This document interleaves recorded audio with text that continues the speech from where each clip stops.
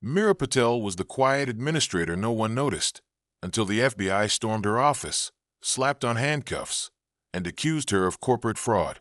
Humiliated and discarded, she vanished, only to return months later with undeniable evidence, ironclad resolve, and one goal: take down the real criminals who framed her.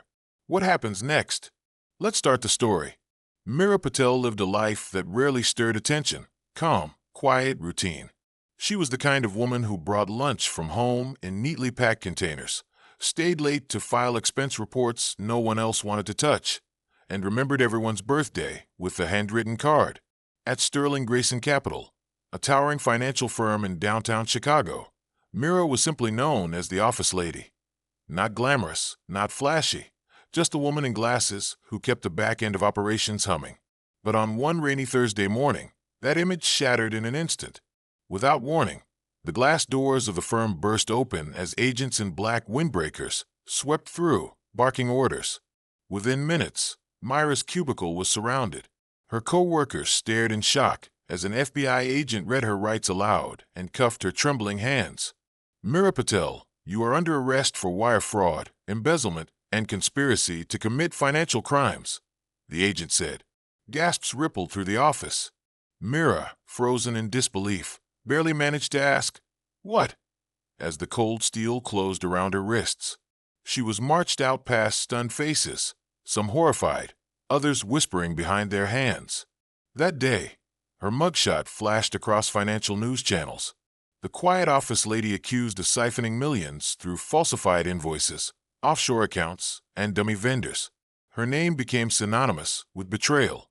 But behind bars, Mira sat in silence because she knew one thing no one else did: she was innocent.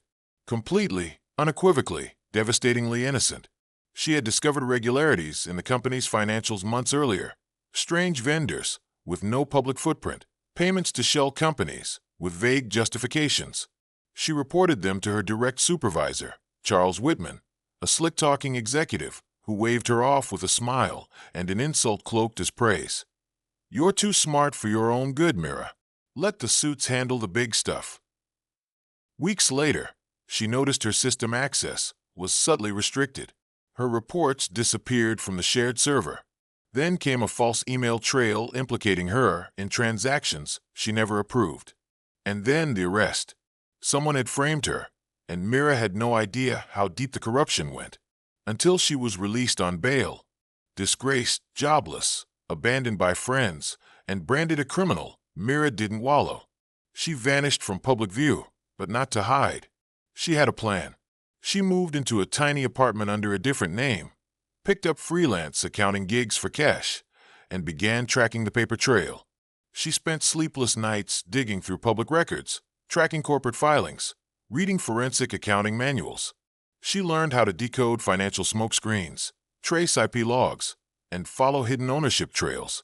And slowly, piece by piece, the truth unraveled.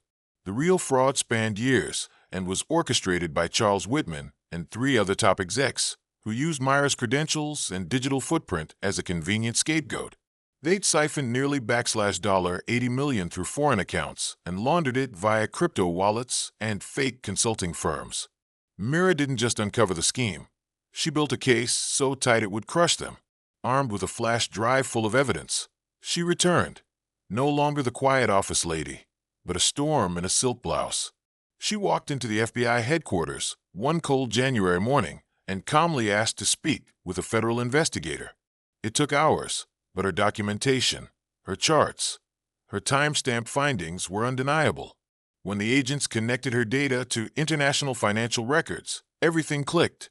A week later, raids began. Charles Whitman was arrested at a charity gala, still wearing his tuxedo. The others fell like dominoes.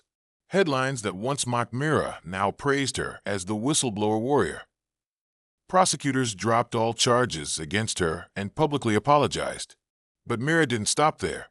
She filed a civil suit against Sterling Grayson for wrongful arrest, defamation, and emotional damages. She won big. Millions in settlement, enough to start over. But rather than vanish into luxury, Mira used the money to start a forensic accounting firm dedicated to helping others wrongfully accused of financial crimes. Her first office? A corner suite in the same building where she was once handcuffed in humiliation. And when a journalist asked her, "How did you survive all that?" Mira just smiled. "I was underestimated," she said. But quiet doesn't mean weak. Sometimes it just means we're watching and waiting.